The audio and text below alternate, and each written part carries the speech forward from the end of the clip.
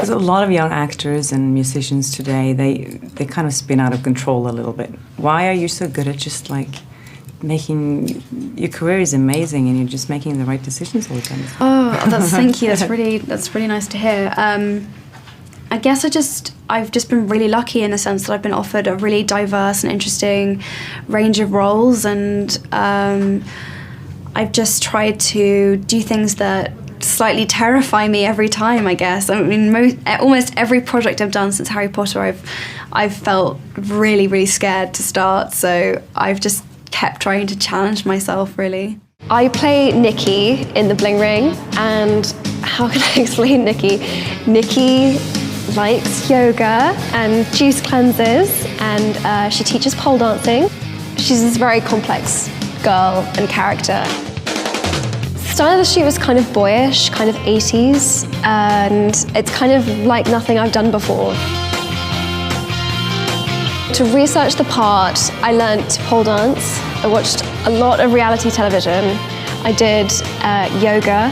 I did a lot of thinking about how you would get into the mindset where you would think that stealing is okay. It was really important to me that I felt like I understood her and I could relate to her, and she felt like a real person. You had a choice. I mean, you went to college, and you had a choice then to either continue acting or pursue something else. You majored in English literature, is that right? What made you decide that acting was then going to become the main event and not just something you used to do? Perks of being a wallflower. Really? Really. Yeah, it's so funny because I went to college and I was genuinely kind of like, well, I'm going to go study and then I'll kind of like, I'll see what happens. And then Steve sent me the script for Perks of Being a Wallflower, and I went and I sat down with him, and it just reignited this. I was like, had you read the book before you read the script? No, I hadn't. So I read the book and it just gave me this weird compulsion. I was like, I have to tell this story. You know, oh my God, if I don't do this, nothing else makes sense. Like, I don't want to spend my time doing anything other than making sure that this movie gets made. I must go to Pittsburgh. I must go to Pittsburgh. I must get funding for this movie. You know, and it's like, and it was really strange because I just didn't know coming out of Harry Potter whether I was going to feel that way about anything else for a long time. You know, I had loved performing and I had loved acting, but really a big part of the passion for me was that I just loved those stories and I wanted to be part of that world, and I loved who that character was. And it wasn't so much for me about the idea of being an actress. It was the idea of, like, I just want to be part of this.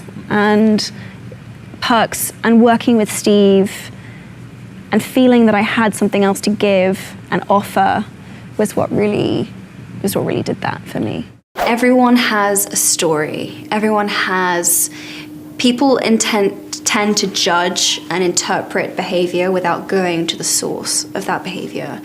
Like, they say that every saint, you know, has a past and every sinner has a future. And it's so true. You can't, I don't know, people can change and people make mistakes and people are human, and you kind of need to love them for that. And I hope that people take that away, finding a way to love their imperfections and love themselves. And really, you can't truly accept other people until you accept yourself, and you can't really accept yourself until you accept other people. It kind of all weirdly goes hand in hand. And when you show kindness and compassion for yourself, then you're able to extend it, and it's all inextricably linked.